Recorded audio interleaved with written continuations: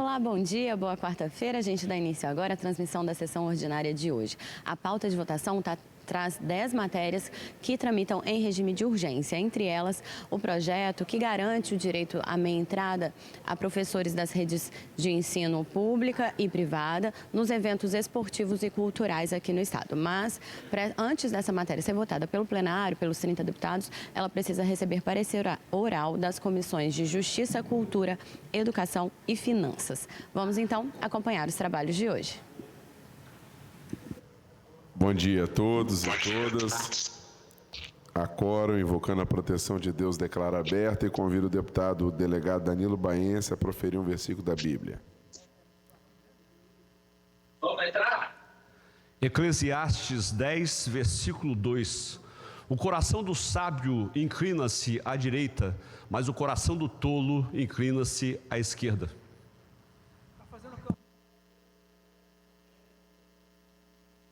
Primeira parte fica dispensada a leitura da ata, conforme já disponibilizada.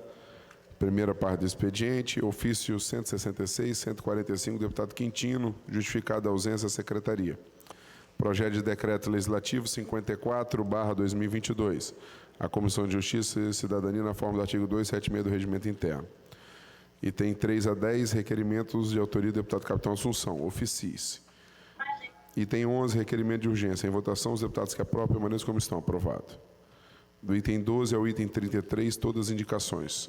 Deputados que aprovam permaneçam como estão. Aprovado. Passamos à fase da ordem do dia. Deputado Quintino. Pela ordem. Pela ordem, presidente. Pela ordem. Minutinho, deputado Mar Garcia. Minutinho, deputado Quintino. Presidente, recomposição de quórum, por favor. É regimental, recomposição de quórum.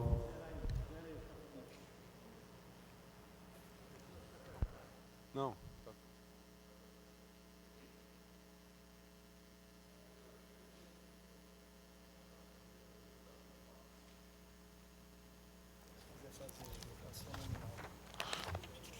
Não, pode ficar tranquilo.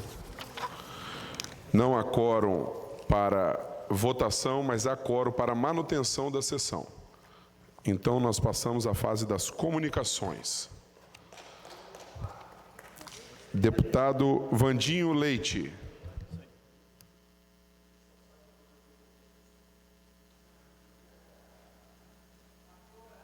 Deputado Vandinho não está presente. Deputado Torino Marques. Deputado Teodorico Ferraço. Eu vou declinar, senhor presidente. Deputado Sérgio Majeski.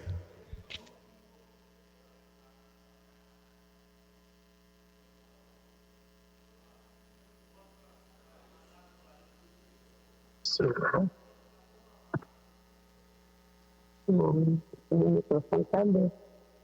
pedindo a deputada Irine para desligar o microfone, por favor. Deputado Sérgio Majeski com a palavra.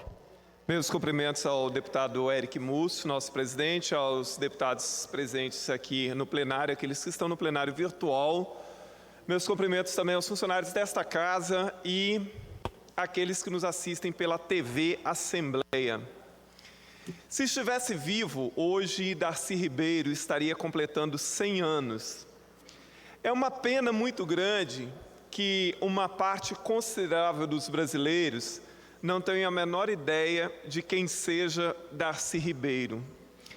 É muito lamentável porque, assim, até o próprio governo federal deveria estar marcando esta data pela gigantesca importância deste grande brasileiro. Darcy Ribeiro foi antropólogo, historiador, sociólogo, escritor, professor e também político. Inclusive, quando morreu, ele estava exercendo o mandato de senador pelo estado do Rio de Janeiro.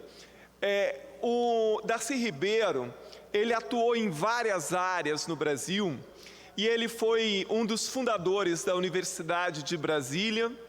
Ele foi um dos ele ajudou a idealizar os CIEPs, que foi aquele modelo de educação integral, mas com construção de prédios próprios, na época que Brizola governou o Rio de Janeiro.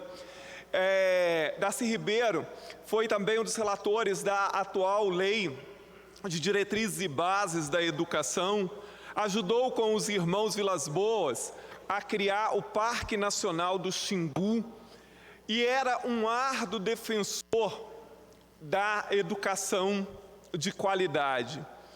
E é uma pena, num momento tão obscuro quanto esse que nós vivemos, que não se comemore, que não se lembre, que não haja uma série de debates sobre a vida e a obra de Darcy Ribeiro. Darcy Ribeiro, quando se fala na questão antropológica e etnológica no Brasil, ele é uma grande referência. Aliás, ele é uma referência em escala global, porque a ele foi conferido o título de doutor honoris causa pela Universidade Sorbonne da França. E Darcy Ribeiro, doutor Hércules, o senhor que conhece também parte da história dele, hoje deveria ser lembrado e comemorado, porque a história dele é fantástica.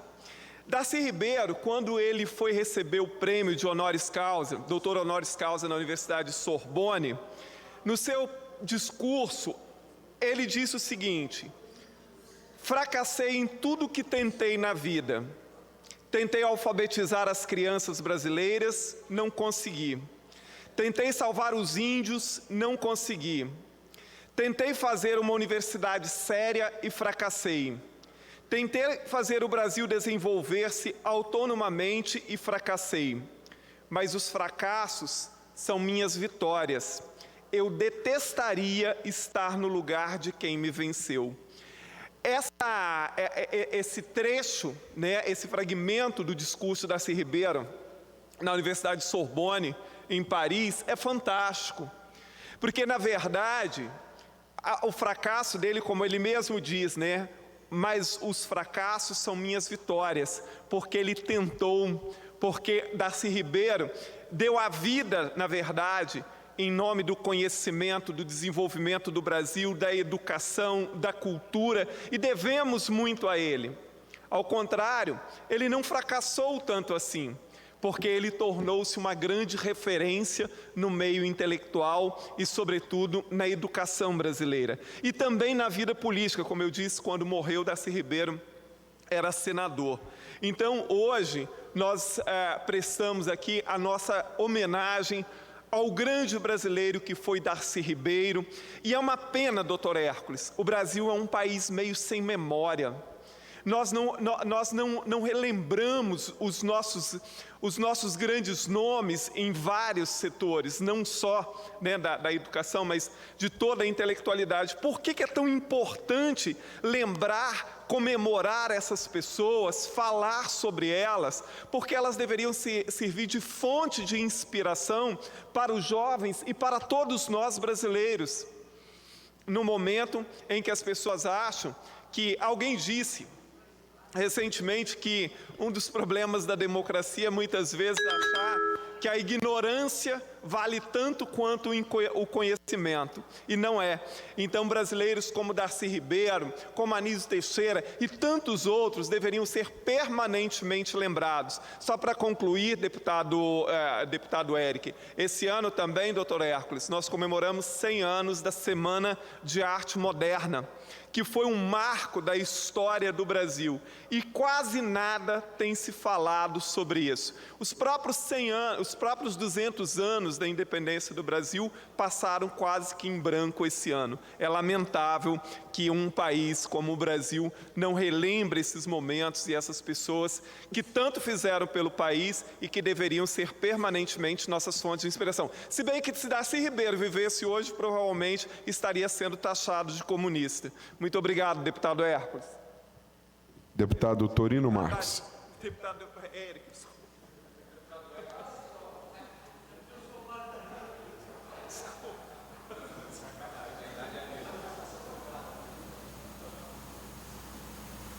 É porque a idade é a mesma.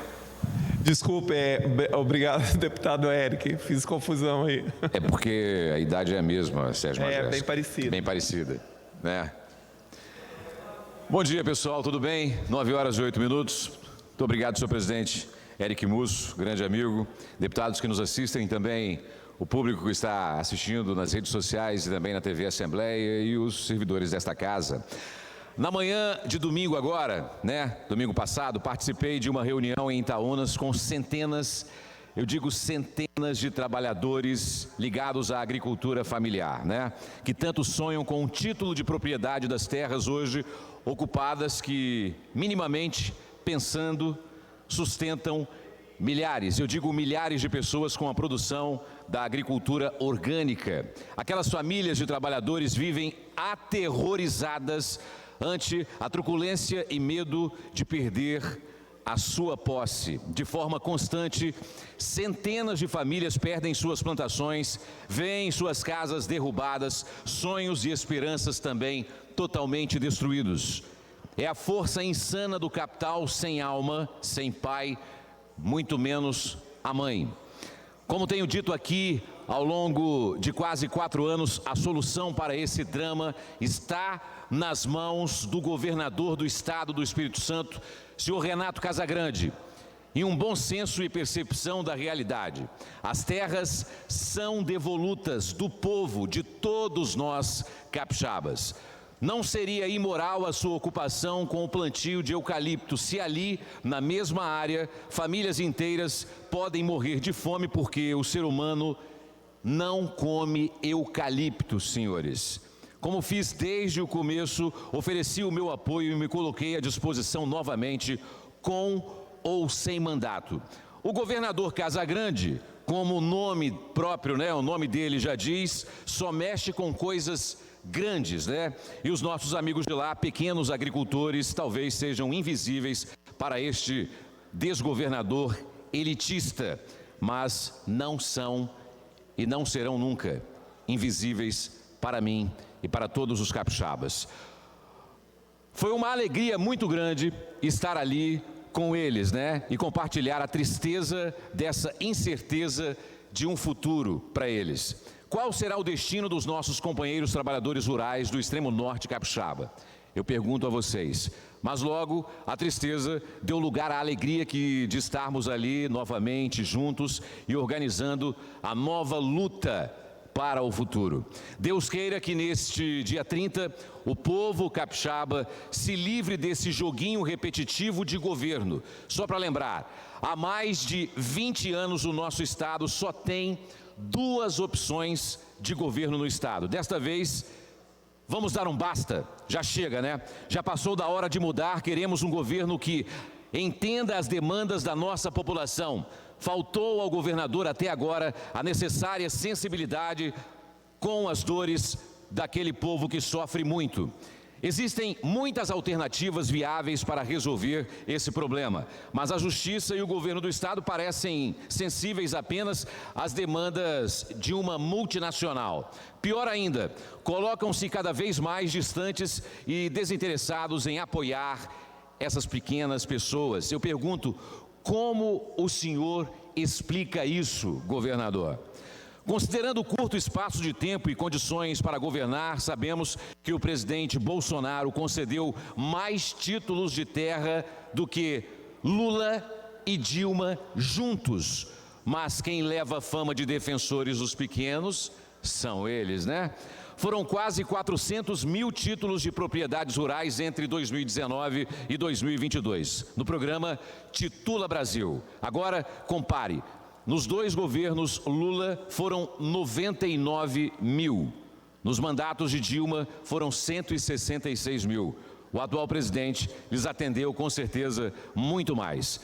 O título definitivo prevê a ocupação do imóvel conforme a lei agrária de 1993. Bolsonaro tem mostrado ao país que o discurso de reforma agrária, tão batido pela esquerda, nada mais é do que uma cilada contra o trabalhador rural. Uma forma cruel mesmo, de manter o povo refém de um sonho.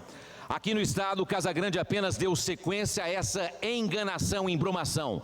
Não vou dizer que ele mentiu, porque nem prometeu, não cumpriu o seu papel. Seu governo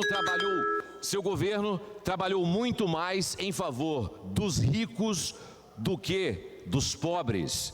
O Espírito Santo será feliz sim, só que agora livre de governos de mentira e muita, mas muita enganação. Muito obrigado a todos. Muito obrigado, senhor presidente. Com a palavra, deputado Renzo Vasconcelos. Presidente, vou declinar da palavra. Obrigado, deputado Renzo. Deputada Raquel Lessa. Deputado Pastor Mansur. Deputado Marco Madureira. Senhor presidente, eu declino. Obrigado, deputado Madureira. Deputado Mar Garcia. Deputado Marcelo Santos. Deputado Luiz Durão. Deputado Luciano Machado. Deputada Janete de Sá. Bom dia, deputado Eric.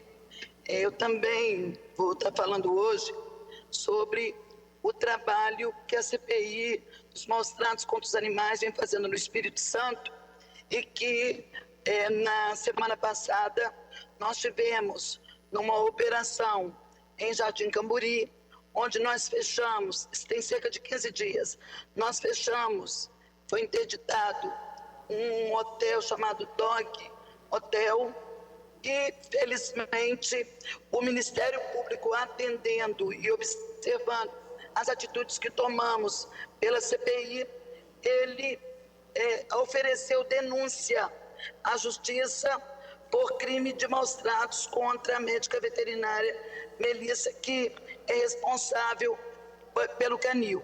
A gente quer agradecer ao trabalho célere, nesse caso, do Ministério Público, porque a gente tem muitas vezes dificuldade, a gente faz as operações e tem dificuldade de estar tendo um engajamento com os outros poderes para que essas pessoas sejam punidas, mas felizmente essa parceria com o Ministério Público, ultimamente, ela tem sido mais próxima e nós conseguimos que o Ministério Público oferecesse denúncia para que o culpado, nesse caso a médica veterinária responsável pelo Dog Hotel, fosse indiciada por crime de maus tratos, processo que será aberto na Justiça a pedido do Ministério Público, que é o advogado da causa animal, é aquele garantidor, preservador da lei, e que por isso cabe ao Ministério Público estar fazendo essa questão. Nós precisamos de atitudes nesse sentido para que as pessoas que insistem em maltratar animais do Estado do Espírito Santo sejam punidas. O trabalho da CPI é grande, nós já conseguimos atender mais de 300 denúncias este ano, todas elas foram analisadas e muitas culminaram em processos judiciais, mas todas foram investigadas. A gente procura saber com profundidade do que se trata e identificando que há maus tratos de animais e que há crime, nós entramos com o Ministério Público para que a denúncia seja oferecida à Justiça e ingresse com um processo judicial para punir os agressores. Isso aconteceu em diversos casos, temos 46 processos em curso, onde inclusive alguns dos autores desses delitos foram presos. Infelizmente, a lei é frouxa no nosso Estado e precisamos que o Congresso Nacional reveja essas penalidades, mas nas audiências de custódia acaba que o agressor é solto. Nós temos hoje um dos agressores com tornozeleira eletrônica e a clínica dele, que é uma clínica em Gaivotas, em Vila Velha, ela continua, que é a clínica Carolino, doutor André Carolino, continua fechada, felizmente, pois o que vimos lá foi verdadeiras atrocidades com os animais, onde 2 freezers estavam abarrotados de animais mortos, certamente por conta dessas negligências que foram inclusive identificadas nessa clínica que permanece fechada. Essas ações, elas são possíveis com a CPI, que encerra agora no final do ano, nessa gestão, onde nós vamos estar apresentando no mês de novembro a início de dezembro, o relatório final da CPI, e vamos estar buscando abrir uma nova CPI para a próxima gestão, já que fomos reconduzidos para o 6º mandato consecutivo e ainda não temos leis consistentes no Estado brasileiro que protejam os animais. Nesse caso de agressão, de violência contra os animais e maus tratos, cabe pena para gatos e cachorros, ainda porque a gente quer também estender para os demais animais, como cavalos, equinos e tantos outros. Cabe pena de 2 a 5 anos de prisão, mas com uma pena menor equivale, ainda cabe transação penal, o que para nós é um prejuízo muito grande, porque se as pessoas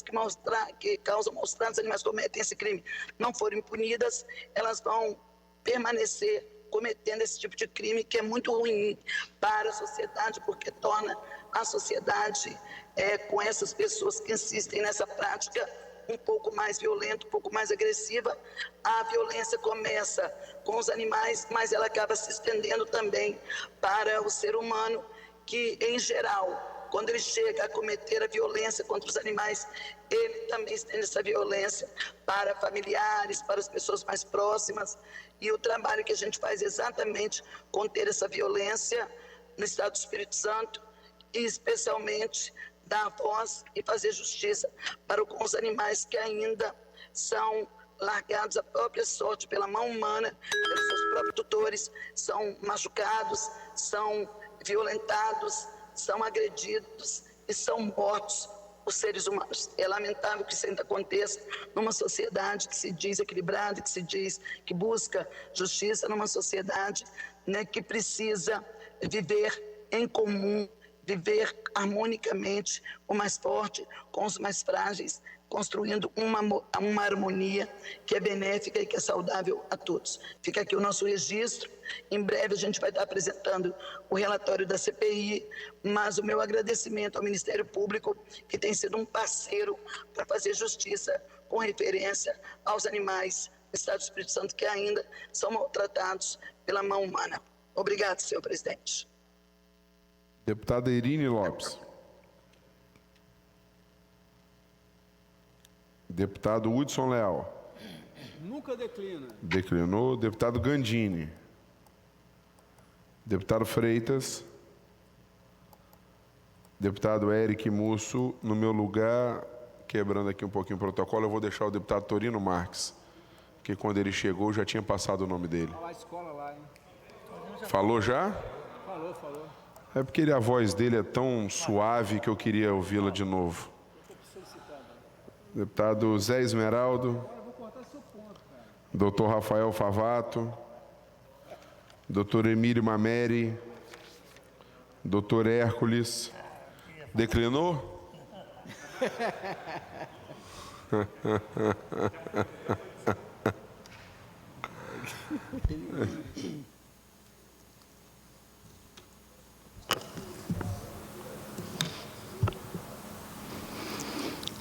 Bom dia a todos.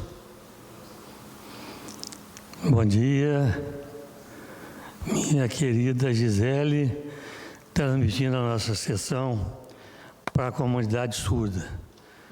Eu quero abraçar os alunos da nossa escola, mas não chegou o nome da escola aqui ainda.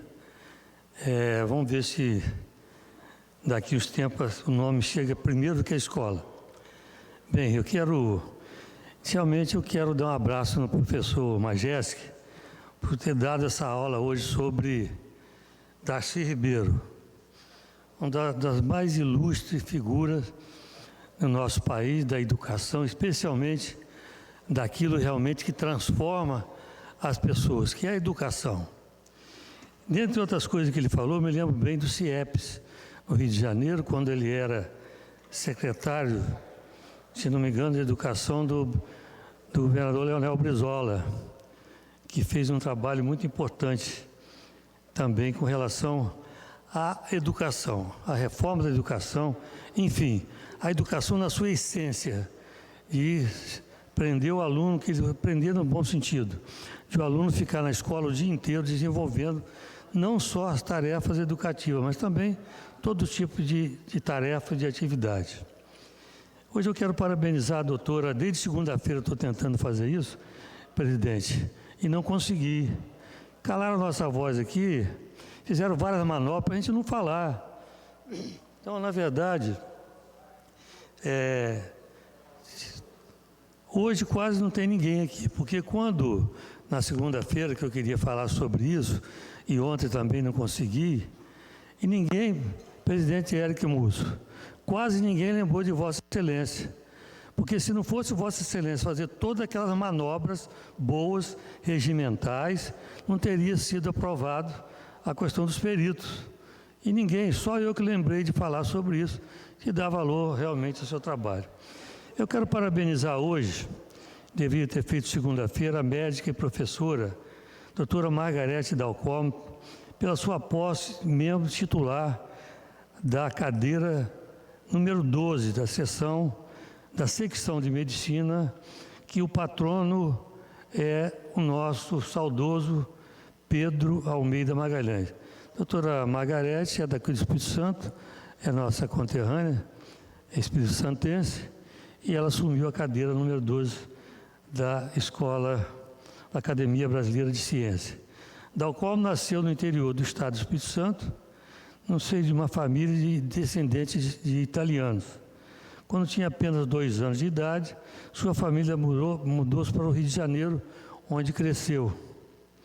Durante a pandemia da Covid-19 no Brasil, Margarete ganhou papel de destaque, sendo considerada uma das principais especialistas sobre a Covid-19 e doenças pulmonares no país. Tornou-se participante ativa dos principais telejornais e programas brasileiros com o intuito de alertar a nossa população dos riscos da doença e difundir a ciência para os telespectadores. Então, eu quero fazer esse registro à doutora Margarete Dalcom, porque realmente é um orgulho para nós do Espírito Santo e do Brasil ter essa moça como titular da Academia de Ciências da Academia no Brasil. Hoje eu também quero falar sobre uma doença rara que acomete para 1 milhão de pessoas, acomete 20 pessoas. É muito pouco, mas realmente é muito grave essa doença. E a comissão tem recebido diversas vezes aqui a cirurgiã plástica, ela é voluntária da DEBRA Brasil, Associação de Pesquisa sobre Epidermólise Bulhosa Distrófica, doutora Roseli Torreli, para falar sobre o tema. A dor do preconceito é pior do que a dor da doença. Essa é a realidade das pessoas que vivem com uma doença que realmente chama epidermólise bulhosa. Realmente é uma doença muito triste. Quero falar agora para os estudantes lá, professor Majeski, que a epidermólise bulhosa é uma doença tão rara e tão grave que as pessoas às vezes têm que usar a roupa com a costura para fora, pelo avesso, porque a própria costura traumatiza a pele e faz uma bolha e faz realmente dali uma lesão grave. Então eu quero registrar que essa doença triste e rara, mas que nós temos que conhecer. Obrigado, presidente. Devolvo a palavra a Vossa Excelência. E agora, felizmente, nós temos um presidente na casa.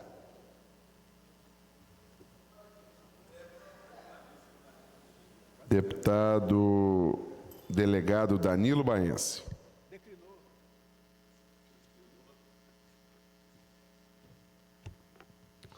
Bom dia, senhor presidente, bom dia, senhores deputados e deputadas, todos que nos acompanham pela TV Assembleia e aos servidores dessa casa. Eu quero inicialmente saudar aí os alunos aí da Escola Genor de Souza Lé, de Vila Velha. Um abraço forte para vocês, um prazer muito grande tê-los conosco nesse dia. Presidente do Espírito Santo, o paciente em média tem que esperar 90 dias para conseguir uma cirurgia. Isso é um prazo otimista, quase raro, porque conhecemos pessoas que estão há mais de um ano para, por exemplo, conseguir uma simples cirurgia de joelho. É um tipo de cirurgia que ajuda a dar dignidade de novo para o cidadão. Veja os senhores e as senhoras, quando o governo não consegue sequer promover uma cirurgia comum, é porque temos um grande descaso. Temos ainda 3.000 aguardando por cirurgia bariátrica. Também temos exemplos de pacientes que estão há 3 anos na fila de espera para uma cirurgia no nariz, para reparar o chamado abscesso nasal, que prejudica muito a respiração. O problema não para por aí. Temos um grande entrave na lista de pessoas esperando por transplante de órgãos no Espírito Santo. São 1.231 pacientes esperando por rim, mais de 711 aguardando por córneas, 20 aguardando por fígado e 7 estão na fila em uma lista para transplante de coração. É muito lamentável o que este governo fez com um projeto nosso que poderia ter zerado a fila de transplante de córnea no Espírito Santo. Um descaso. Queríamos ver se tivesse algum paciente de algum secretário, ou algum parente de algum secretário ou do governador nessa lista, se ele teria feito o que fez, vetado uma lei aprovada por essa casa que permitiria que as pessoas voltassem a enxergar.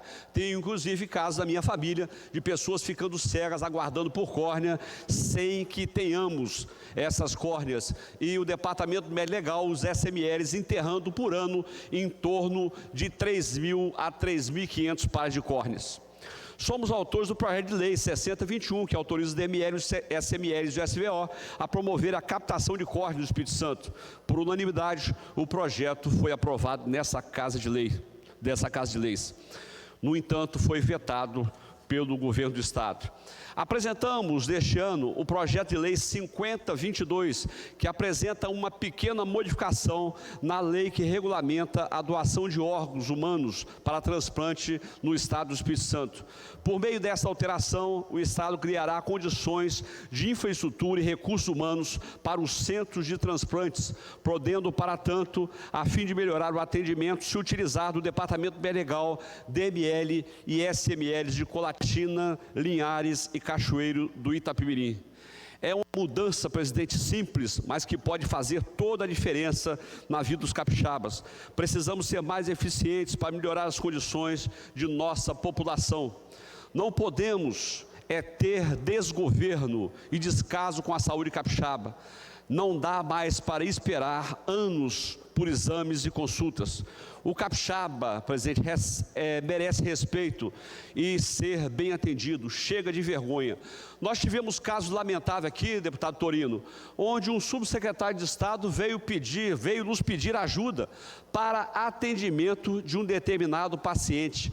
Que vergonha, que situação lamentável realmente o Espírito Santo vem passando. Esperamos que no dia 30 de outubro as pessoas, os capixabas, tenham consciência e modifiquem essa realidade lamentável do Estado do Espírito Santo. É inaceitável que tenha que se utilizar de uma autoridade, a população tem que se utilizar de um deputado estadual, de um deputado federal ou de outro parlamentar para conseguir uma simples consulta ou uma cirurgia na rede pública, que deveria ser, obviamente, responsabilidade do Estado, e não o paciente ser atendido através de uma intervenção de um deputado junto a um médico amigo. Esperamos realmente que no dia 30 de outubro nós possamos modificar a realidade do Estado do Espírito Santo. E só para lembrar, presidente, no dia 3 de outubro, o perito criminal Celso Marvila desapareceu no Jockey Club em Vila Velha. Esse servidor da segurança pública, ele foi assassinado. Sabemos quem mandou e sabemos quem executou. Passamos todas as informações para a divisão de homicídios e proteção à pessoa, e até hoje estamos aguardando resposta do Estado. Já conclamamos aqui o governo do Estado para que montasse uma força-tarefa para dar resposta à família e aos amigos desse policial, e até hoje nenhuma resposta foi dada. Obrigado, presidente.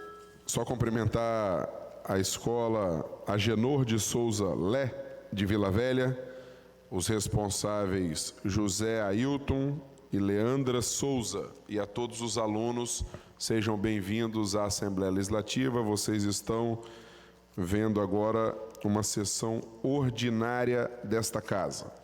Com a palavra, deputado Dari Pagung, deputado Coronel Alexandre Quintino, deputado Carlos Von, deputado Capitão Assunção.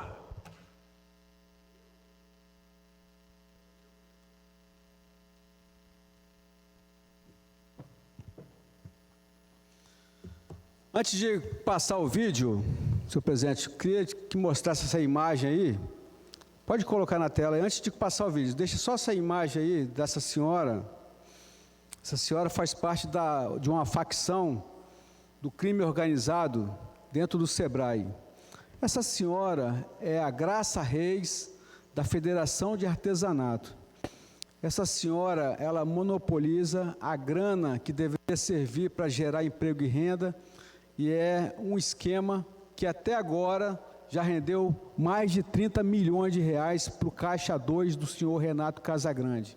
Ontem impediram a gente de falar para eu não denunciar a grave situação pela qual passa o SEBRAE do Espírito Santo, que deveria ser usado para o bem, mas está sendo usado para a campanha do senhor Renato Casagrande. Aí tem uma turma de malfeitores, como o senhor Pedro Rigo, como o senhor Hugo Toffoli, como o senhor Gavini, como o senhor Paulo Renato, Secretaria de Turismo de Vila Velha, mas olha só o que está acontecendo dentro dos grupos de WhatsApp, que deveriam estar sendo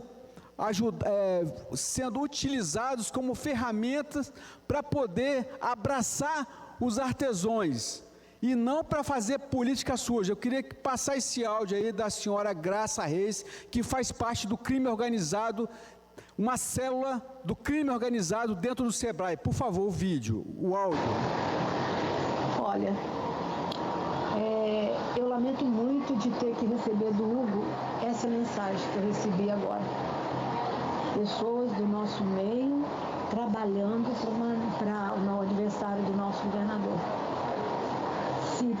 Se não quer ajudar o governo atual, que nos ajudou, que nos apoiou, que nos ajuda, fica quieto no seu canto, não faz o que está fazendo, não. Agora eu consegui descobrir quem é essa senhora.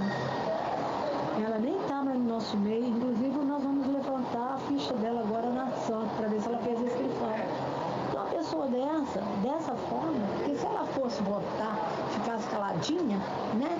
Como tem muitas aí, que eu sei que tem, não, ela está fazendo campanha, então isso é complicado, isso é difícil, até para mim trabalhar para ajudar vocês. Porque eu vou falar com você, se acontecer, Deus livre guarda, o Renato perder, não vai me afetar em nada, vai afetar vocês. Porque a Feira de Guarapari, ela nasceu sem governo.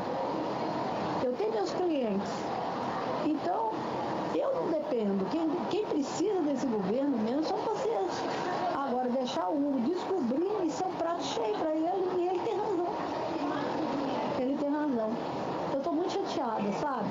Porque eu sei que tem muitas que não estão apoiando o Renato, mas também tem muitos que estão escancarando, igual essa senhora que eu nunca vi. Eu vi uma vez na vida, somente. Então preste atenção, segura as pontas aí até final de outubro, para a gente tentar deixar o nosso nome limpo, para não sujar o segmento por causa de pessoas que nem convivem com a gente. Não está na nossa luta, só vem usufruir o que nós conseguimos. É isso que eles fazem, são oportunistas. São os oportunistas que aproveitam a nossa luta para poder usufruir, para poder trabalhar nas nossas costas. Tá? Então, desculpa o desabafo, mas estou assim, arrasada. É um escárnio, Olha, já acabou já o áudio, é um escárnio que essa senhora fala, usando a Federação de Artesanato e deixando de lado mais de 7 mil profissionais, trabalhadores do artesanato, para privilegiar uma minoria, promovendo eventos com dinheiro do SEBRAE, eventos que deveriam estar custando valores módicos, valores justos. Um exemplo, um evento que custaria 200 mil reais, essa quadrilha comandada pelo senhor Pedro Rigo, mais o seu cunhado, Hugo Toffoli, fala para o empresário, cobre X, cobre 3 vezes mais, e o resto nós vamos usar na campanha do Renato Casagrande. Eu não sei se já chegou a imagem aí, a Fabiana, se pudesse colocar na tela a imagem do crime organizado. Tá aí, eu passei por e-mail, mas aí mostra todo mundo quem é o seu Pedro Rigo, tudo bandido. É por isso que ontem derrubaram a nossa sessão, para eu não mostrar quem são os bandidos que estão roubando o povo capixaba. É uma célula do crime organizado, patrocinado pelo senhor Casagrande, onde tem o mentor, que é o senhor Pedro Rígolo, onde tem o cunhado dele, que está lá na Aderes, Hugo Toffoli, onde tem o senhor Gavini, que preside a Aderes, onde tem o senhor Elcimar de Paula, da Convention Bureau, está ali, quiser esticar lá, está todo mundo discriminado ali, dizendo qual é a participação de cada um desses bandidos que estão roubando o Espírito Santo.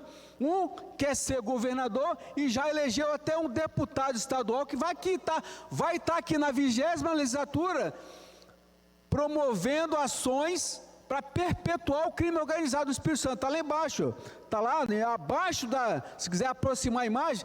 Eu não tenho problema nenhum de falar o nome das pessoas, eu tive hora para nascer e tenho hora para morrer, não tenho preocupação de nada, não tem segurança, não tem carro blindado, isso é tudo palhaçada. Olha lá o nome das pessoas, aproxima mais a imagem, por favor. Aproxima o nome da imagem, que aqui eu não estou, lá mais à direita. Eu quero só os chefões do crime organizado. O senhor Renato Casagrande, o eleito deputado Tiago Hoffmann, dinheiro de propina, comprou liderança e vai vir para cá. O senhor Pedro Rigo, lá em cima, Gavini, Hugo Toffoli, que é o aparentado aí do Pedro Rigo, cunhado do Pedro Rigo. Essa turma toda aí está agora colocando as barbas de molho, porque vão ser todos colocados atrás das grades. Senhor presidente, para finalizar, na primeira campanha eu estive, deixa essa imagem enquanto eu vou falando, eu estive lá em Cachoeiro e uma turma de profissionais, de cargos comissionados, estavam fazendo bandeiraço Pro 40, e eu parei o trio elétrico e eu falei, dia 1º eu vou prender essa quadrilha toda, começando pelo governador. E esses bandidos tentam tirar, não deixar colocar na mídia a verdade para o povo capixaba. Essa turma toda vai cair no xadrez. É o senhor Renato Casagrande, esse Pedro Rigo, são mais de 7.000 trabalhadores de artesanato que ficam de fora, que só queriam ganhar o seu dinheiro. Aí vem esse cupincha, CPX, cupincha aí, chamado Graça Reis, que monopoliza o dinheiro para distribuir para esses vagabundos. Porque o empresariado se submete à ação do SEBRAE. O empresariado que deixaria de ganhar os 200 mil reais para receber os seus 600 mil reais, os seus 1 milhão de reais, é bandido da mesma espécie. Aí, o empresário Sérgio da Mais Estrutura, o Jarba Pires da Dupla Produções e Eventos, o Beto Câmara da BCG Eventos. Não tem desculpa para vocês, porque vocês fazem parte do conluio. Se vocês quisessem ter denunciado essa corrupção, vocês teriam condições de fazer. Não tem problema nenhum, mas se submeteram ao crime. Então eu estou solicitando, não como deputado estadual, estou solicitando como brasileiro na lei da informação, que me assegura em 20 dias tudo o que vocês fizeram de corrupção dentro do SEBRAE, todos os pormenores, tintim por tintim. Esses 70 eventos que vocês fizeram, quando o seu governador trancou todo mundo em casa, os eventos aconteciam. 30 milhões sumiram do SEBRAE para patrocinar eventos na pandemia que duravam cerca de 5 a 10 minutos. Abria o evento, filmava, fotografava, desligava e acabou. Mais de 70 eventos em 2 anos e meio. Vai totalizar agora, no final desse ano, 200 eventos. Dinheiro que poderia estar sendo revertido para os verdadeiros trabalhadores do artesanato, que estão de fora por causa dessa bandida que eu acabei de passar o áudio dela aí, chamado Graça Reis, que de Federação da Artesanato ela só usa para poder praticar o crime organizado. Está lá em cima lá, crime organizado, uma das células está dentro do SEBRAE. E esse Hugo aí que é aparentado lá do senhor Rigo, Ele fica ameaçando todos os profissionais sérios do SEBRAE. Quando eu falo SEBRAE, é uma instituição que deve ser preservada. Não a bandidagem que hoje assolou e tomou conta dessa instituição consagrada. Então não tem problema nenhum estar botando a cara desses bandidos aqui na tela, não. Nós fomos eleitos para falar a verdade e não é para enganar o povo. Obrigado, presidente. Obrigado, deputada Assunção. Deputado Bruno Lamas.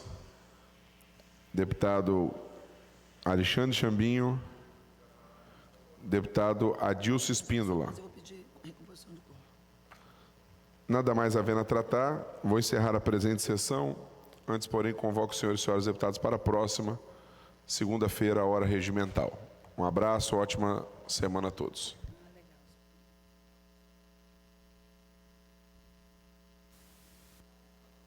Quarta-feira, os deputados aprovaram o requerimento de urgência ao projeto de lei que garante o aumento para estabelecer o aumento da frota do Transcol e a gratuidade aos usuários do transporte coletivo nos dias das eleições federais, municipais e estaduais. Essa proposta é do deputado Gandini e deve entrar na pauta de votação, então, da sessão da próxima segunda-feira.